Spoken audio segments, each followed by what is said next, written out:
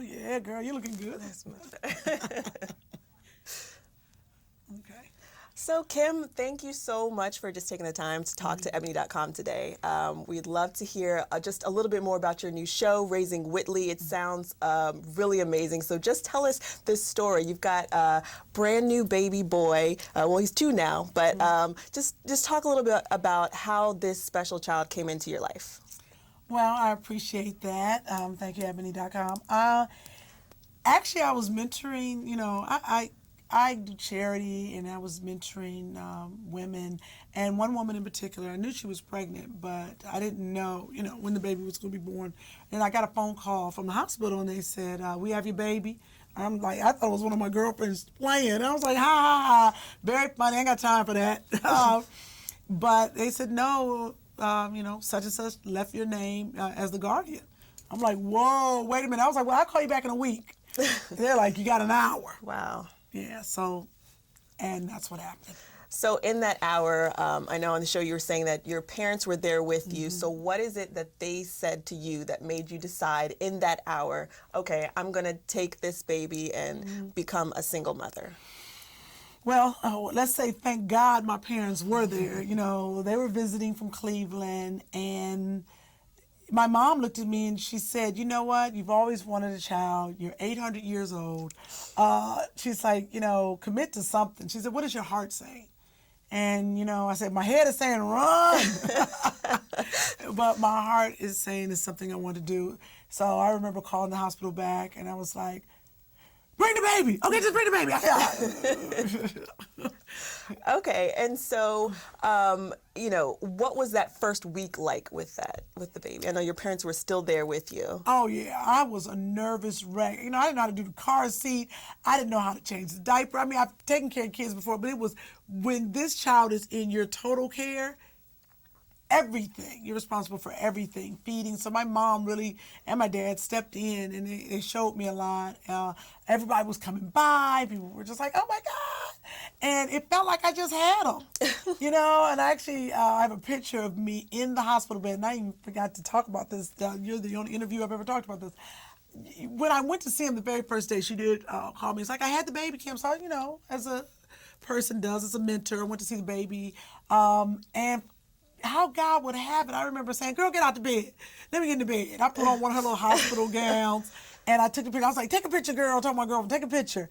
So I have a picture with my son the day he's born in a hospital robe looking at him. Wow. Of course, I had full makeup, though. Of course. And a cell phone. Okay. And so, do you think because you were there that first day when the child was born, that this woman that you were mentoring just kind of knew or saw something in that instant, or do you think that this was something she had been thinking about for a while? How do you think she came to this very difficult decision to give her son to you for a better life?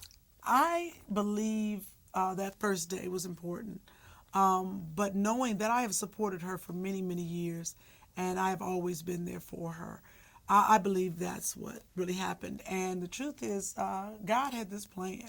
And I always say, whether a baby comes to you or through you, if that baby is yours, it is yours. And I believe that Joshua was my son, before we all were here. So is that why, do you think that you never had any children earlier on, or saw it in the adoption process, it just didn't feel right, or why do you think that? The truth? I think I didn't have any children because I was too busy dating children. I just was so busy having fun in life. Yeah. Life happens fast, and you don't really look at, I'm getting this old, I'm getting that. I was like, honey, I'm like in my 30s. I was like, I'm 25. I felt like that. Yeah. And you don't know that time is going on and life is happening. Yeah. And I think God was like, I got this. But I wanted kids, and I was engaged once, and I was like, oh, well, I'm gonna get married, but I didn't commit to that. So somebody had to step in. Okay, and so from there, now that you have this baby, you decided, okay, my parents aren't going to be here. I need a village to come and help me raise this baby. And so you've got all your friends. We see them on the show coming in and playing different roles. Mm-hmm. And one thing I think is very interesting is like your best friend has stepped in to be the father for Joshua. And so how did that conversation even come about? Well, I remember when Joshua came home, he was 4 days old, and, friends come over to see him. And I remember Rodney looking at him, and he said, you know what, I'm going to be his father. I'm like, what? That means you're trying to be my baby daddy? And he said, you know what, I didn't have a father. And he said, I want to make sure Joshua has a father. That's beautiful. And Rodney Van Johnson, he stepped up, and all my friends started coming around. And since I was single, and I didn't have a man, and I didn't have a husband, and all that, I said, I'm going to take this group of people, and they are going to be the other parent. So they are the people that I bounce the ideas out of, that babysit, to do all the things that my mate would do. And then I felt like this was a great idea to help other single parents and other people to ask for help, to build their village. Yeah.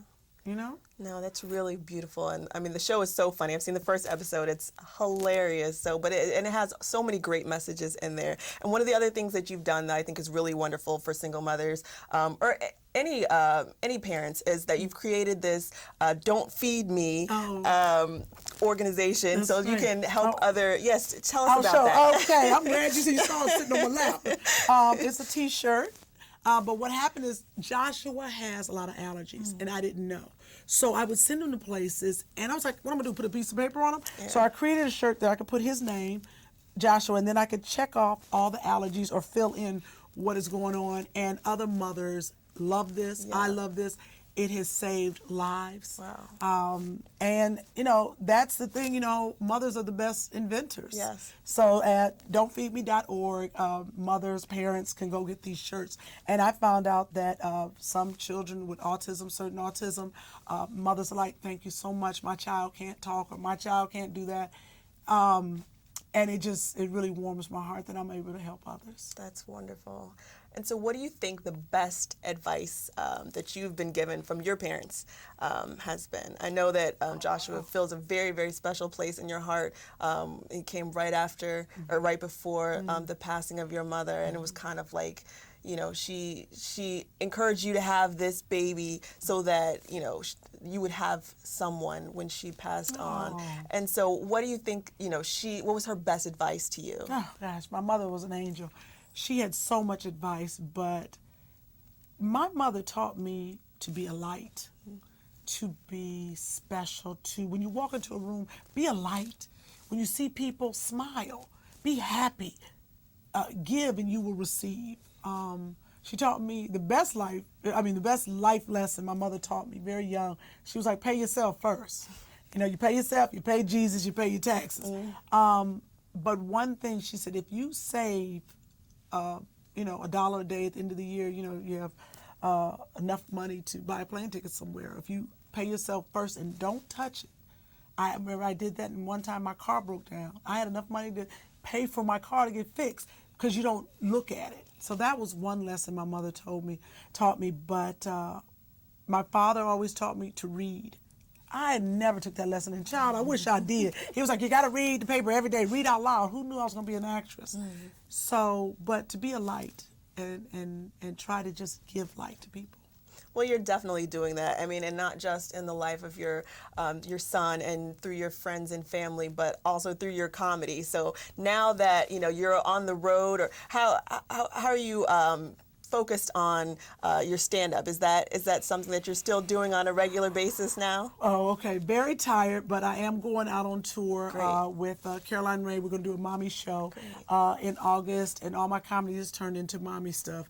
So hopefully, we'll figure out. People can follow me on Twitter to find out, where I'm going to be. Great. And I just want everybody to watch the show, Raising Whitley, please, on Saturday nights. What time does it come on Saturday night? It comes on 10 p.m. right after Iyanla. That's fantastic. All right, well, thank you so much. Thank you, It was Brooke. so wonderful to talk to you. We really appreciate it. Give me a hug, girl. Oh, precious little girl. Look like my sister. You're my little sister. Did they rap a long time ago? No. Oh, okay. She did like this.